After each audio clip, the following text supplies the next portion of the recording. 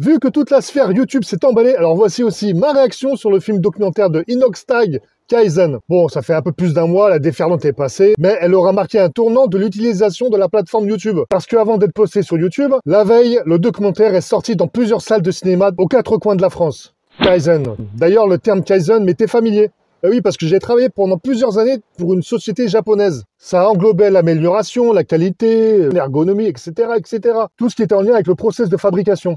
Bref, Kaizen, en gros, c'est la signification d'un changement meilleur. Alors pour le youtubeur Inoxtag, ça correspond à quoi ce changement? On va essayer de voir ça ensemble sur cette vidéo. Inoxtag, à la base, je connaissais pas du tout ce youtubeur. Il m'était inconnu, je connaissais pas du tout son contenu. Pour vous dire, j'ai découvert MrBeast, le plus grand youtubeur au monde, avec plus de 300 millions de followers, dans la même foulée. D'ailleurs, MrBeast, entre parenthèses, en ce moment, il est un petit peu dans la tourmente parce qu'un ex-collaborateur a divulgué certains secrets de ses vidéos. En gros, je rentre pas dans les détails, mais beaucoup de vidéos sont bidons. Et son associé E, qui est devenu associé E, parce que oui, elle a changé de sexe, il a changé de sexe, il est passé d'un garçon à une fille, il a fait sa transition. Alors Yel, on doit dire Yel, je crois, non? Enfin, je suis pas sûr, je crois que Yel, c'est pour tout ce qui est non-genré. Donc on va dire elle, parce qu'au final, je pense que c'est une fille. Désormais, tout ça, c'est une confusion, on n'y comprend plus rien. Bref, eh bien, elle a été accusée de comportement inapproprié. Inoxtag, MrBeast et plein d'autres ont été des précurseurs sur YouTube. Ils ont quasiment tous commencé par des vidéos de gaming sur YouTube. Minecraft, Fortnite, Call of Duty, vous savez, tout ce genre de jeux à succès qui sont joués en réseau. Comment des petits branleurs ont su saisir une opportunité? Des petits branleurs, mais surtout des petits malins. C'est un pote qui me disait... dans la vie, si tu veux réussir, faut que tu sois paresseux et motivé. Et je lui dis paresseux et motivé, mais c'est pas compatible. Comment ça? Qu'est-ce que tu veux dire par là? En fait, le truc, c'est de trouver une activité le plus rentable possible, le plus rapidement possible, de la faire fructifier et de léguer le plus possible. Tout ça pour pouvoir se branler les couilles le plus tôt possible. Voilà, suivant ses propos. Voilà, t'en fais ce que tu veux, mais tu peux t'en servir comme source de motivation. C'est pas con, non? Qui a cru qu'un jour on aurait pu avoir du succès, être célèbre et riche, en étant un geek cloîtré dans sa chambre? Bon, par curiosité, j'ai forcément survolé leur chaîne, mais je suis pas du tout client de ce genre de contenu. Mais bon, c'est sûrement dû à un problème générationnel. Mais l'algorithme YouTube a fonctionné et est venu à moi et me propose cette vidéo avec ses millions de visualisations. Pas loin de 37 millions de visualisations à l'heure où j'enregistre cette vidéo. Il a explosé les compteurs, alors si vous êtes passé à côté, il serait temps pour vous de vous mettre à la page. Une médiatisation hors norme à destination du grand public. Ça attise forcément ma curiosité. Et ce titre Kaizen, 1 an pour gravir l'Everest. Tout ça, je me suis dit, qu'est-ce qu'il y a derrière tout ça? J'ai senti le challenge, rien qu'au titre. Bon, la vidéo dure un peu plus de 2h20. Je me suis dit, bon, je clique pas. Est-ce que j'ai 2h20 à perdre? Je regarde pas. C'est long quand même, hein, 2h20. Bon, après tout, je me suis dit, hey, 2h20, je les ai de toute façon. J'ai rien à faire d'autre. Alors pourquoi pas? Je vais cliquer, je lui donne les premières 5 minutes parce que tout se joue dans les premières minutes. Voilà, si on est capté ou pas. T'as capté? Eh ben ouais, là c'était le piège. J'ai été happé par l'avalanche Kaizen. J'ai pas vu les 2h20 passer. On accompagne l'aventure sans sourciller. Je fais connaissance avec le principal protagoniste du documentaire, Inoxtag. Un personnage foufou, excentrique, fatigant, mais plutôt charmant au final. Il est sympathique, c'est la jeunesse. Hein. Alors le gamin, bon, c'est pas péjoratif quand je dis gamin, mais j'ai quand même plus du double de son âge. Hein. Je vous laisse faire le calcul, hein. En sachant qu'Inoxtag, il a 22 ans. Et il a pas déconné le gamin, il a mis le paquet. Les qualités d'image à couper le souffle. Une immersion époustouflante, convaincante pour suivre cette aventure. Il a malgré tout essuyé de vives critiques. Comme celle d'un caprice de millionnaire, parce que c'est pas donné à tout le monde. Parce que pour accéder au sommet, il faut un certain budget. Et c'est quelques dizaines de milliers d'euros. Ce n'est pas pour toutes les bourses. Alors quand il arrive avec sa morale, vas-y, va au bout de tes rêves. Ah, il oublie de stipuler qu'il y a des rêves, il faut quelque chose dans la poche. Hein. Si ton rêve, bah oui, c'est de gravir l'Everest aussi comme lui, tout comme lui, eh bien non, si t'es un smicard, ça va pas le faire. Et oui, malheureusement, il y a des rêves qui ne sont pas accessibles pour tout le monde, dont celui aujourd'hui de gravir l'Everest. Conclusion, si t'as pas le portefeuille qui va avec, laisse tomber. Sauf si tu y vas pour une mission suicide. Ouais, pourquoi pas. Tu pars avec ton slip, un sac à dos, un couteau suisse MacGyver et une bonne dose de Rambo, mais je te garantis pas le succès. Parce qu'à partir de 8000 mètres, t'as la zone de la mort. Rien que le mot, déjà, il fait peur. La zone de la mort, ça veut tout dire.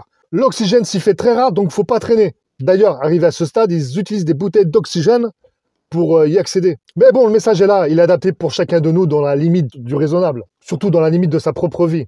C'est le côté symbolique. C'est imagé. Cherche ton Everest et gravis-le. Voilà, l'analogie est faite. N'aie pas peur d'accomplir tes rêves, blablabla. Mais les puristes de l'alpinisme, de l'escalade, les amoureux de la montagne l'ont vu d'un mauvais œil. Inoxtag, dit Inès Benazouz de son vrai nom, est né à Levallois-Perret et grandi dans la région parisienne, loin des montagnes. L'escalade, l'alpinisme, c'est comme le surf.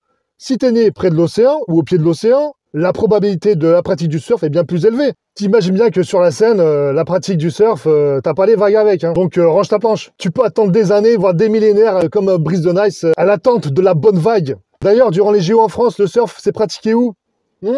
En Polynésie. Ouais, loin de la France. Oui, l'Hexagone, je parle de l'Hexagone. Parce que ça appartient à la France, mais voilà, en Polynésie française. Bon, je m'égare, mais voilà, en fait, j'ai pris l'exemple du surf, mais ça le vaut aussi pour la montagne. Si tu habites au pied de la montagne ou près de la montagne, la pratique de l'escalade ou de l'alpinisme est bien plus probable. Ce genre d'activité est en adéquation avec le lieu. Le ski, l'alpinisme, l'escalade, les randonnées, l'océan, la mer, le surf, la planche à voile, le scooter des mers, le bodyboard. Bon bref, Inoxtag n'a pas été baigné dedans, mais ça ne l'a pas empêché de faire des vagues grâce à la montagne. Avec son documentaire, peut-être que durant sa scolarité, il a été sensibilisé par des sorties scolaires.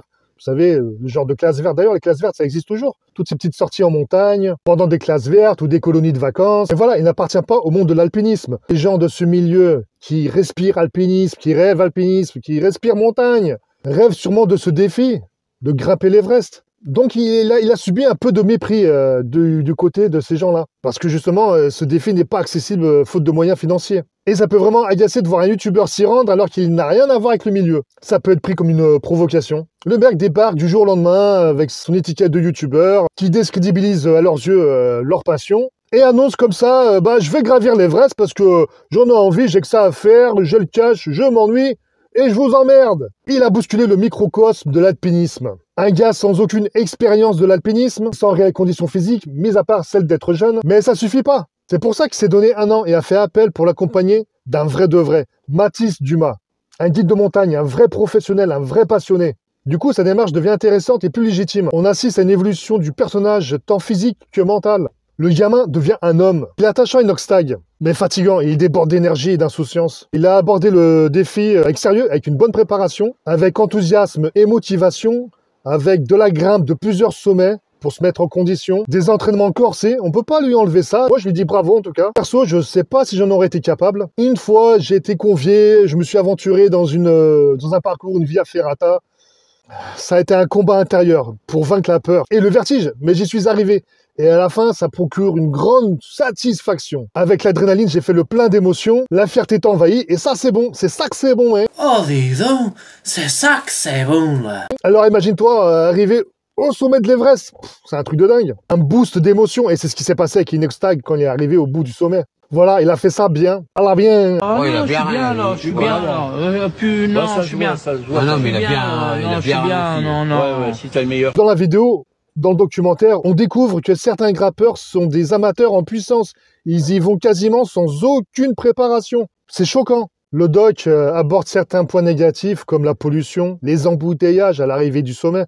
Sûrement un des seuls points communs avec Paris Intramuros pour Inoxtag. Le doc appuie sur certaines situations. On y découvre Katmandou, la capitale du Népal. Un bordel monstre, une pollution pas possible, c'est pas joli. Une pollution atmosphérique, comment t'expliquer?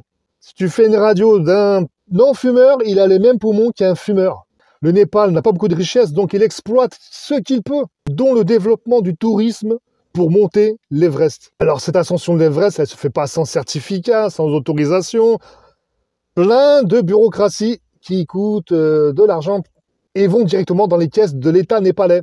Et tout ça, c'est pas donné. Donc cette orientation économique, malheureusement, développe aussi cette pollution qui envahit les étapes. Vous savez, les camps de base. On y voit plein de détritus aux abords qui jonchent les camps. C'est pas top pour l'image, hein. On est encore loin du tourisme de masse parce que les conditions climatiques sont telles quelles. Mais il y a bien tout un système mis en place pour pouvoir y accéder. Monter cet Everest, accéder à ce rêve de millionnaire. Et les répercussions sont tragiques tant pour le côté de la nature, tant que pour le côté humain.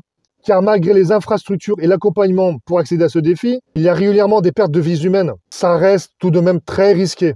Un big up aux Sherpas. Les Sherpas, ce sont des locaux népalais qui accompagnent ces aventuriers riches en mal de sensations fortes et qui s'occupent de toutes les besognes. Qui se chargent surtout de toutes les besognes. Ils en ont fait une profession, ce sont des guides locaux. Ils sont assez bien mis en avant sur ce documentaire. On les a pas mis de côté, hein. On a compris que sans eux, l'ascension de l'Everest est beaucoup plus compliquée, voire quasi impossible. Voilà, Inoxtag, par ce documentaire, a contribué à démocratiser cette activité aux yeux de millions de spectateurs. Et peut-être faire naître chez quelques-uns des vocations. Et oui, parce que malgré tout, Inoxtag, avec ses millions de followers, est un influenceur de haut rang. Bravo à lui, encore une fois, je trouve sa démarche noble et inspirante, malgré la polémique. Avec l'ère des réseaux sociaux, il a utilisé une bonne recette. Une dose de buzz, une dose d'exploit, une dose de performance, une dose de notoriété, une dose de nouveauté. Bref, il a tout compris. Voilà, c'était ma réaction au phénomène Kaizen. J'ai posé mon petit flocon de neige au bout du sommet, le sommet des avis et réactions. Attention, s'il vous plaît, ne me jetez pas des petits cailloux de la montagne, ça serait gentil de votre part. Mais avant de vous quitter, passons à l'instant culture générale. Savez-vous que l'Everest n'est pas la plus grande montagne du monde? Ça vous surprend? Et oui, la plus grande montagne du monde, en fait, elle s'appelle Mauna Kea. C'est une montagne volcanique hawaïenne de 10 210 mètres. Sauf que voilà, elle commence par le plancher océanique et fait finalement que 4207 mètres environ au-dessus du niveau de l'océan. Presque la taille du Mont Blanc. La nuance est là, l'Everest est le plus haut sommet du monde, c'est le toit du monde comme on dit, mais ce n'est pas la plus grande montagne au monde. Et maintenant, vous le savez peut-être pas, mais je suis résident portugais. Et au Portugal, quelle est la montagne la plus grande du Portugal? Elle se trouve dans l'archipel des Açores.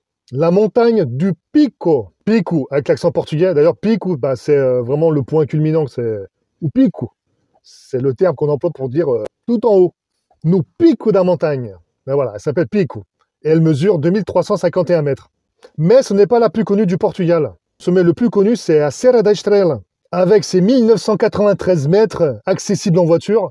D'ailleurs, ils ont rajouté une stèle de 7 mètres pour dire, voilà, on a atteint les 2000 mètres. Et comme on peut y aller donc en voiture, comme je disais, il n'y a pas trop de mérite, donc c'est pas le défi d'une vie.